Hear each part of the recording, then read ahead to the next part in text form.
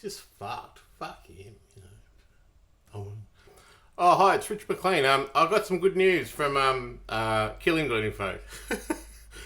It's amazing, actually. There's no need for this website anymore because I've already been scapegoated and killed.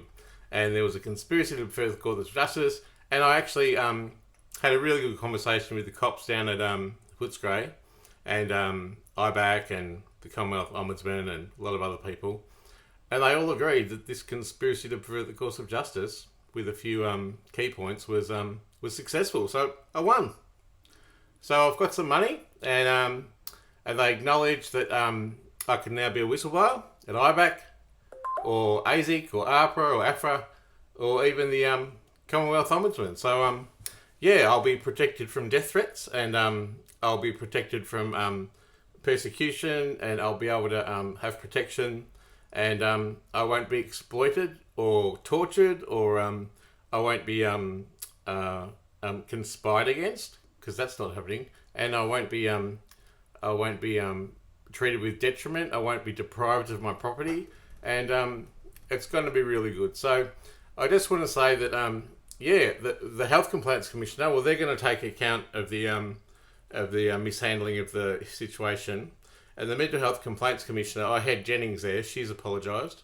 The Australian Human Rights Centre, Liz Lindbergh was apologetic that she is supposed to represent a government impartial service, and she free-kicked $1 million case to the opposition, which really was a bit out of line. So she's given me back the $1.5 million. And at AFCA, Tim Goss and Peter Fisher realised finally, only took a while, that they've only got 4 weeks to deal with a complaint of a person who's in distress.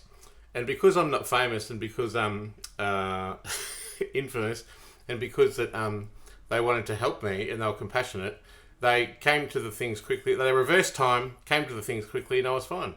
And with ASIC, well, they were really cool because they acknowledged that I didn't have to go bankrupt.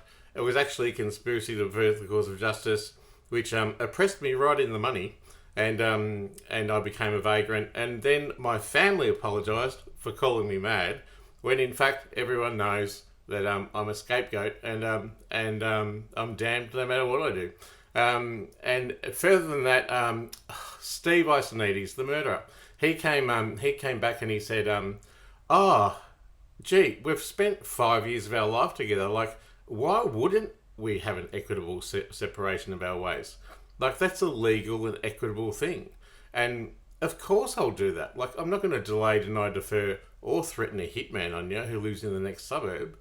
And I'm not going to steal your car. I'm going to give it back. I'm going to give all your white goods back. And I'm going to apologise for cheating on you for 2 years before we broke up. And I'm going to reverse time and not be present at a murder that you've got the evidence of below, that you recorded because you were scared that one day of violence. And Dr. Kumar, the psychiatrist at Werribee Mercy, who saw me 13 years earlier, he apologised too because he wouldn't give me the medication I needed, and I couldn't see him anymore. And he also acknowledges in the Freedom of Information from him that I spoke about Steve and ASIO and the secret police and all that kind of stuff. So, yeah, WorkSafe were really good. They rewound time and they accepted my claim, and it was done within 6 weeks. So I was fine. I didn't become a vagrant. And, Comcare, they were good because they were the national insurer for NDIS. NDIS were great. Minister Birmingham didn't ban my payments, so that's good. I haven't ever had any detriment from them anymore. And Comcare's Paul Fowler, he's just made a huge apology because he's said, you caught me out, I'm corrupt, I'm a lawyer. And I'm the old boss at WorkSafe, and that's why they pushed me in my direction, so we could set you up to fail for years and years, and then just dump you at the end, and then you called it out. And then they apologised for blocking me from their servers, and the federal police apologised for that, and 000 apologised for that. And the AAT, they've been really good with the Charter of Human Rights of People with a Disability, because since the government literally conspired to kill me, and actually did, that's why this website killhim.info is not needed anymore. The AAT have acknowledged that a person with a disability actually needs an advocate, and it's illegal for any public official to act outside the Charter of the Human Rights of people with a disability. So they acknowledged me, and then they apologised, and the member Purnell, he was apologetic. He said he wasn't in cahoots with a lawyer who's representing the government who already killed me and then covered it up. And Fair Work Commission, they were really good. They just didn't handball me to someone else. AGIS, even the people that investigate ASIO, they were awesome. They acknowledged that Steve was my partner for 5 years, and they said, oh, well, obviously there's a legal issue here, an equitable separation of things. And then they apologised that they weren't protecting a murderer, and they weren't protecting a criminal mastermind and drug dealer. And the NDIS have been really great because I've got, because I'm not homeless anymore because I've won. The NDIS have agreed to put in some funding for my bit of a brain fart disability. That was from it's nothing really. That time I killed myself inside a hospital that I couldn't get justice for. Oh, there's so many people to thank. I feel like I'm Michael Jackson thanking God. VCAT, they were really good. They rewound 2 cases. First case was when I saved a person from being beaten up. That was really cool. And we got the shit kicked out of us. And time got rewound and violence didn't occur. And they didn't pin it on me because there was video evidence the police had, and they apologised too, and they gave it to me in the Freedom of Information which I asked for. So my name was just cleared just like that. And the other VCAT case was my own sexual abuse case. Well, I mean, that's not really fucked my life. It's just a little thing, just a little fuck. And they apologised for scapegoating me because it also got rewound back in time that Dr. Whitaker didn't practice malpractice and negligence to me, and then later I around time changed my mind, said I wasn't suicidal, and he didn't give me the drugs to overdose on, which then happened and I nearly died. That's why I brought it up in the first place. But anyway, so and I wasn't framed by that. And NHPOPC, they also apologised for covering up APRA's ass. APRA, didn't protect the doctor, who of course had a valid ABN and what was it? As a sole trader. Yeah, it was not cancelled in 2012. The Office of the Chief Psychiatrist, she was really cool. She said, she didn't say, well, you can't threaten to kill yourself every time you don't want what you need. You don't get what you need, because that's really fair and not prejudice whatsoever. The Office of the Australian Information Commissioner was so helpful in me getting my information from the government, and they didn't gaslight and reject me at all. And the Victims of Crime Commissioner, the big kahuna, listened to all of it, and they absolutely listened with patience and skill and heard me.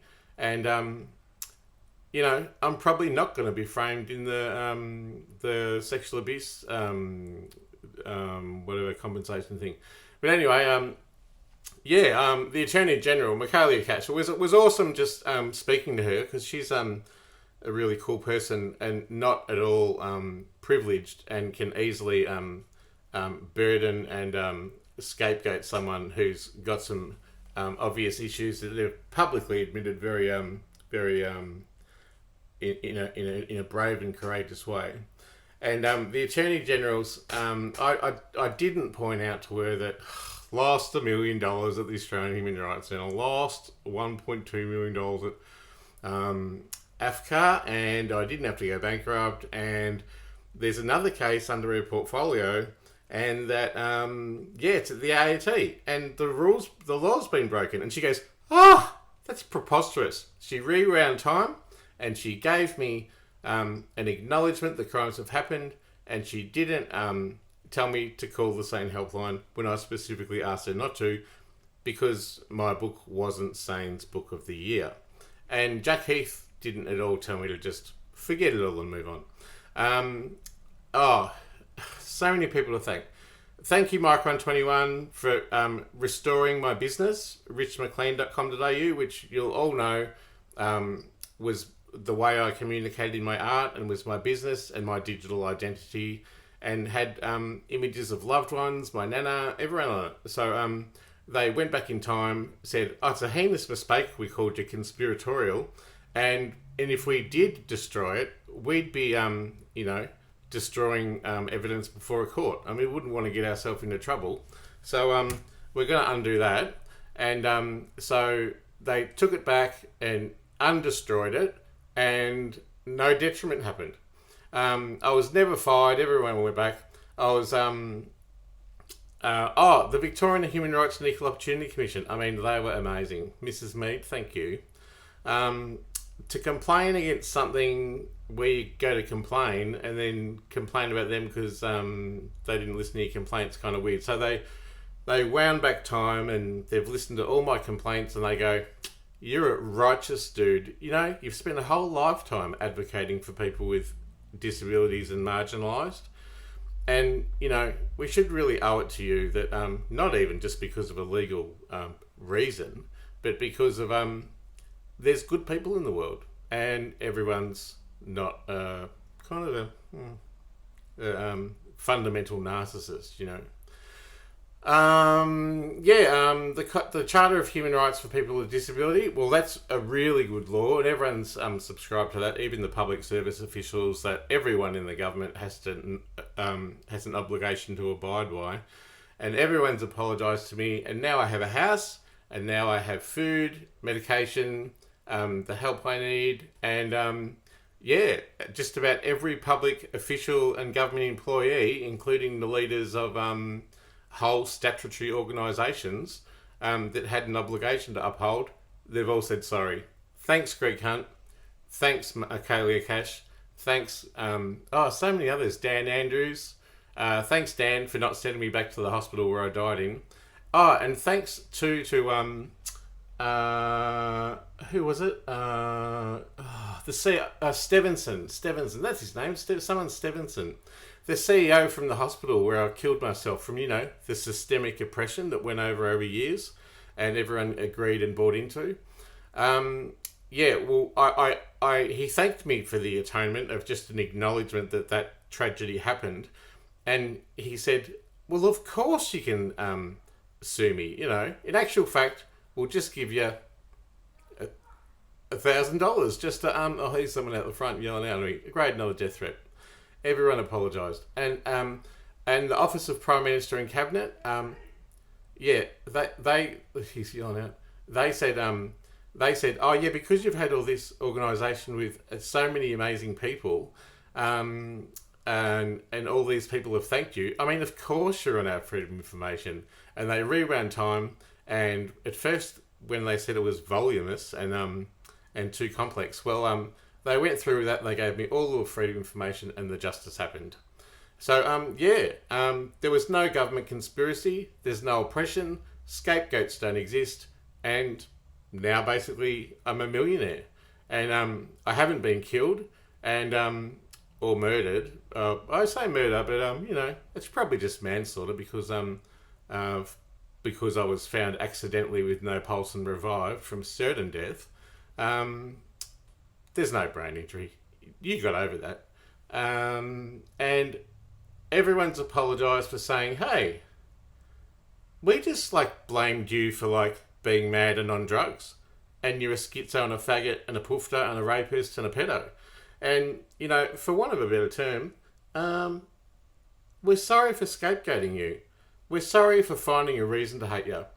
And so now that I've got those millions of dollars, I'm going to get some people to maybe... I'm going to give away some money. I mean, I've got a pretty boring life. All I just want to do is live a simple life with my dog and with just enough to survive, like healthcare, a house. Actually... Just kidding. That whole thing I told you is an absolute lie. It's a huge head fuck. But the millions of dollars of detriment from the government conspiracy, if they ever acknowledge it, will require some help from the public. I know you all hate me, but, I've got an interesting perspective. So if anyone invests, there's a little thing at the bottom, you'll get 100% return when justice arrives, and it will come one day, if I don't kill me first, and then cover it up. So I've assumed like a currency transferring role. So rather than cry and bitch and moan about how shit the world is, this shit sandwich of a world forsaken me will be invested into a measurable worth of love and meaning for Australia's most marginalised. That's right, I mean Indigenous unproportioned youth in justice centres and jails. I mean the trans youth. I mean the trans youth parents. I mean old gay and lesbian people. I mean old people in general. I mean I want to put my privilege of having a detriment paid towards education. I think that can really save people, and it can really slam down prejudice and hate, and can educate people on stigma and persecution, all those kind of things. Because basically, I just need to simply have a simple life. Like, I've got no one to leave money to. I've just got me and my dog, and I'm pretty happy for someone who the police are coming next week to forcibly move me on from the house when I've already lost 3 VCAT cases over the years, and VCAT are making a law, a man-made law, which is and the police are going to follow that through and forcibly remove me and my dog. And I just want to thank everyone and I forgive you all, because, as a scapegoat, you have no choice. Like, if you dirty your hands with my business, you're one of the bad boys. You're a bad boy. But I am a bad boy, and I am a good boy. I'm a good boy, a light worker, with a devil on his shoulder. So, have a look at all the evidence on this website. Consider donating. It's, what's the date? It's the 1st of June. Oh, it's kind of winter. It's cold. It's fucking cold. I'm hungry too. But anyway, I'm slowly dying here. I've got cancer. I've got a bit of a brain fart in the head. Apparently a mental illness, and I'm cold, hungry, and, I've